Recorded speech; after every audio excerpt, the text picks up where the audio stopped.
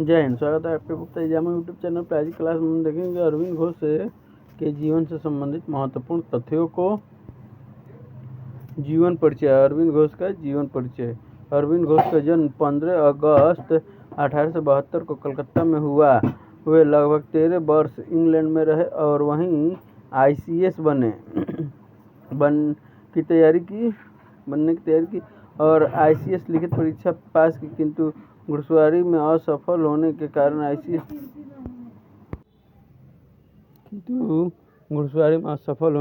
ICS नहीं बन सके।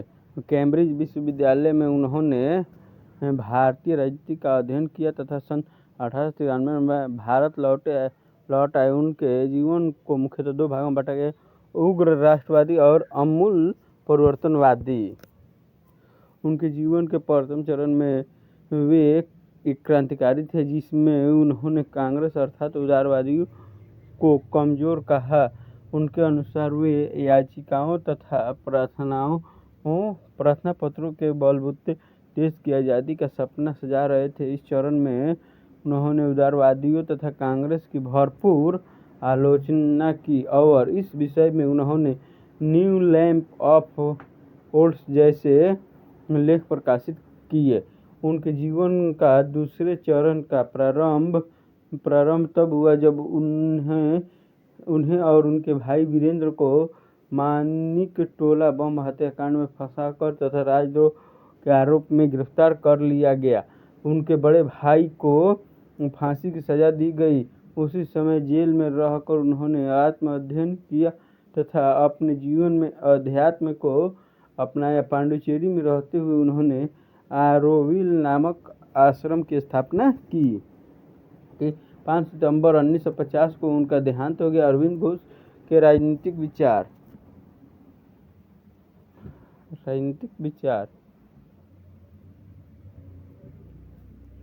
उनके राजनीतिक विचार निम्नलिखित श्रेणियों में विभाजित किया जाता है। निष्क्रिय प्रतिरोध। अरविंदो ने निष्क्रिय प्रतिरोध का विचार आयरलैंड के निष्क्रिय प्रतिरोध से लिया। उनका निष्क्रिय प्रतिरोध गांधी जी के निष्क्रिय प्रतिरोध से बिल्कुल भिन्न है। उनके अनुसार निष्क्रिय प्रतिरोध हिंसात्मक होना चाहिए, लेकिन अगर सरकार निर्दयी हो जाए तो निष्क्रिय प्रतिरोध अहिंसात्मक होना चाहिए, लेकिन अगर सरकार निर्दयी हो जाए तो हिंसा का प्रयोग करने से भी नहीं चूकना चाहिए, क्योंकि अत्याचारों को सहना कायरता है। लेकिन उनका मानना था कि हिंसा प्रयोग अंतिम मार्ग है और हिंसा का रूप ऐसा न हो कि जिससे किसी को हानि हो, बल्कि आत्मरक्षा के रूप में ही इसका प्रयोग किया जाना चाहिए। उनके अनुसार निष्क्रिय प्रतिरोध निम्नलिखित आधार पर होना चाहिए: स्वदेशी का प्रसार तथा विदेशी बहिष्कार, सरकारी शिक्षण संस्थाओं का बहिष्कार कर राष्ट्रीय शिक्षा का प्रसार, सरकारी न्यायालयों का बहिष्कार, ब्रिटिश सरकार द्वारा गठित सभी संस्थाओं का बहिष्कार, जनता द्वारा सरकार का बहिष्कार। व्यक्तिगत स्वतंत्रता। उनके अनुसार किसी भी समाज या देश में 3 प्रकार की स्वतंत्रता का होना जरूरी है: राष्ट्रीय स्वतंत्रता, विदेशी नियंत्रण से मुक्त, आंतरिक स्वतंत्रता, किसी वर्ग या समूह विशेष के सामूहिक नियंत्रण से मुक्त स्वशासन, व व्यक्तिगत स्वतंत्रता, राष्ट्रीय चेतना की जागृति का मार्ग।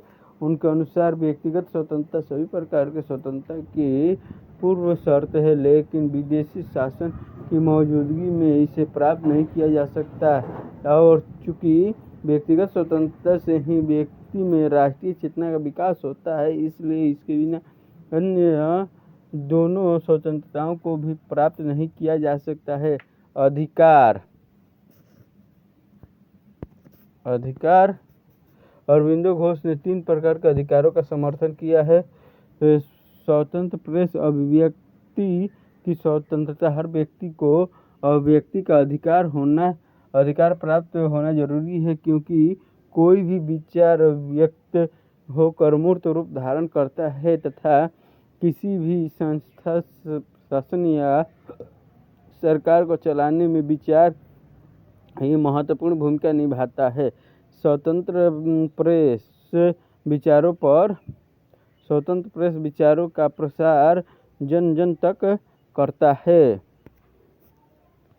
स्वतंत्र सार्वजनिक सभा करने का अधिकार, यह अधिकार व्यक्ति के स्वतंत्रता के अधिकार का पूरक है। संगठन निर्माण का अधिकार व्यक्ति अकेला विकास नहीं कर सकता, बल्कि समूह में रहकर ही उसे अपना विकास करना होता है। इसीलिए एक स्वतंत्र राष्ट्र के लिए अधिकार आवश्यक है। राष्ट्रवाद।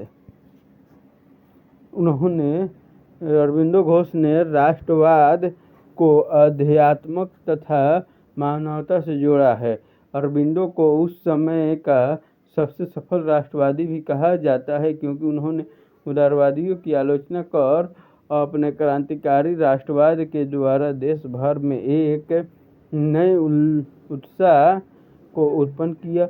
उनके अनुसार मनुष्य चाहे कितने भी तरह से भिन्न हो, परंतु राष्ट्र प्रेम उसे एकता के सूत्र में बांध देता है। वे कहते हैं कि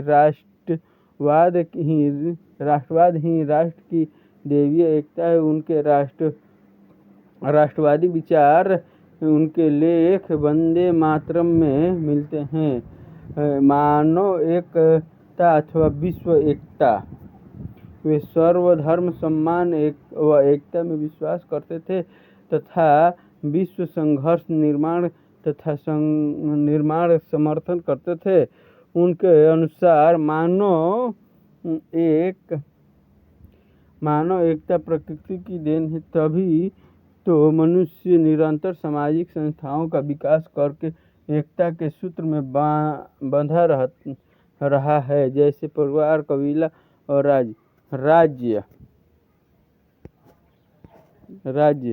अरबिंदो राज्य को किसी समझौते या दैवीय आधार पर निर्मित नहीं, बल्कि निरंतर विकसित संस्था मानते हैं। वे राज्य को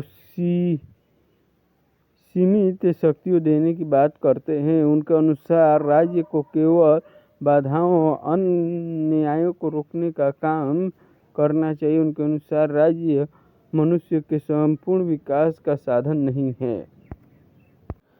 समाजवाद। अरबिंदो घोष समाजवाद को लोक कल्याणकारी राज्य का आधार मानते हैं, परंतु वे समाजवाद के राज्य शक्तियों के केंद्रीयकरण के सिद्धांत व सर्वाधिकारवाद के समर्थन नहीं थे। लोकतंत्र।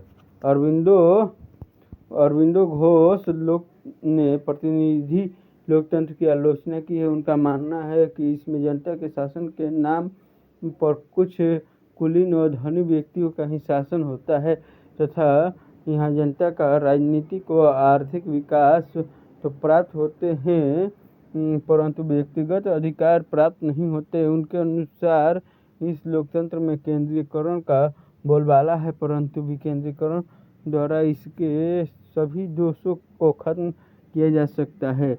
अरबिंदो घोष की प्रमुख रचनाएं: the life divine essays on the Gita, the synthesis of yoga, the ideal of human unity.